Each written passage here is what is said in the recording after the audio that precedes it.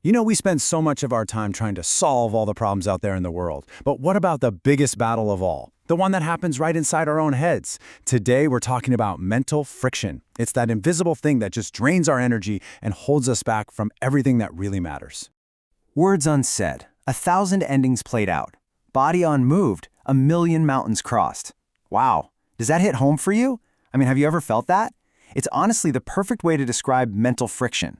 That absolutely exhausting state of fighting these epic battles entirely within your own mind. It's a feeling we all know, and today we're going to break it down. So, what are we really talking about here? Well, mental friction is basically the process of burning through your own psychological energy on internal battles. It's all that indecision, that constant worry, that anxiety and fear that just leaves you completely spent with literally nothing left in the tank for the people and the goals you actually care about. But why? Why does this happen to us? It can feel so overwhelmingly complicated, right? But the crazy thing is, this whole draining state usually comes down to just 3 core causes. So let's get into it and diagnose the problem. That's right, just 3. And honestly, just understanding these root causes is such a critical first step. It makes the whole problem feel less like some unstoppable force and more like, well, something we can actually solve. All right, here they are. Unrealistic expectations, the comparison trap, and flawed perceptions. We're going to break down each one so you can start to see where your own energy might be leaking out. Let's start with that first one. Because number 1 is a big one, unrealistic expectations. I mean, think about it. Ever since we were kids, we're soaking up the hopes of everyone around us, our parents, our teachers, our friends. We internalize all of that and build this personal standard for ourselves that is often way, way higher than our current reality. And that gap between who we think we should be and who we are, that's where all the friction starts. It creates this constant state of dissatisfaction, regret, and just nagging self-doubt. And then we've got the comparison trap. Oh man, in the age of social media, this is on overdrive. We are just constantly flooded with the highlight reels of everyone else's lives. We see their perfectly curated successes, and we compare that to our messy, day-to-day reality. And it just creates this horrible, gnawing anxiety that we're somehow falling behind. Now, the third cause. This one shifts our focus completely inward. It's all about our flawed perceptions. This is such a core idea in psychology, and it's a real game changer. Emotional pain almost never comes from an event itself. It comes from the story we tell ourselves about that event.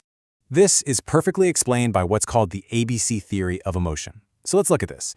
A is the activating event. Say someone doesn't text you back. We usually think A directly causes C, the emotional consequence. We feel sad. But there's a super important step in the middle. B, your belief about the event. If you believe they don't care about me, boom, you feel sad. But what if you believed they must be swamped with work? The feeling totally changes, right?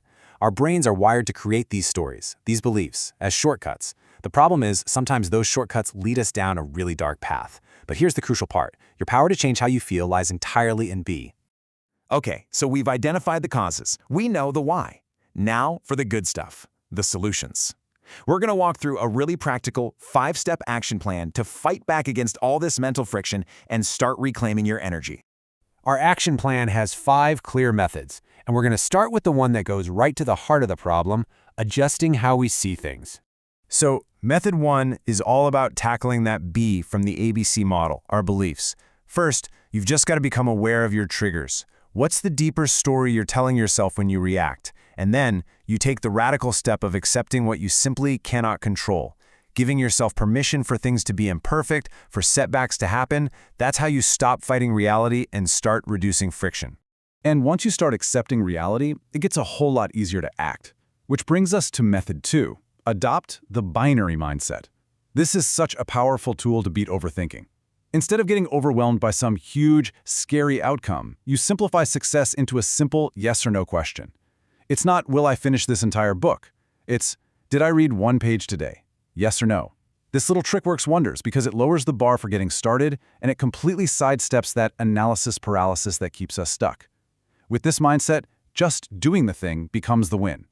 Of course, look, sometimes things just hurt. That's real. Method 3 is about honoring that. Set a deadline for pain. You are absolutely allowed to feel sad or angry or defeated. The key is to do it consciously. Ask yourself, okay, how long am I going to let this consume me? This isn't about denial. It's about stopping that endless loop of negative thinking. By containing the pain, you prevent it from taking over your entire life. Protecting your energy also means protecting your environment. Method 4.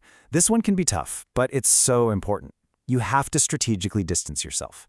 Take a really honest look at the people you spend time with.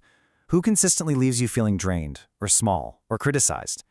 Protecting your inner peace sometimes means you have to find the courage to be disliked by people who are just not good for you.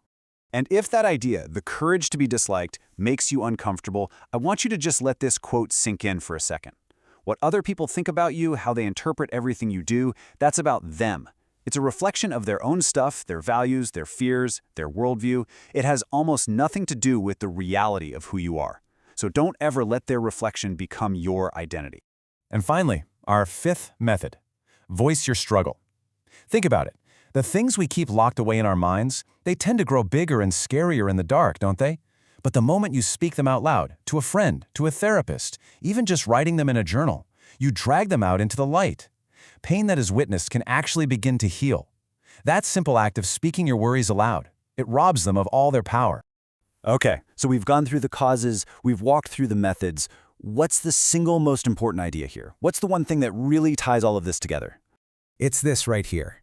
So much of our mental friction comes from trying to control things we just can't. What other people do, what happens next, the final outcome of our work. The real power, the path to peace and actually getting things done, isn't about changing the world outside of you. It's about mastering the world inside of you. There's this ancient piece of wisdom that says it all. One thought can change your world. A single shift in your perspective, in one of your core beliefs, can literally change your entire reality. It can turn a catastrophe into a learning experience, an obstacle into an opportunity, and it can turn all that friction into flow. So I'll leave you with this question. Forget about trying to overhaul your entire life by tomorrow. Just focus on one thing.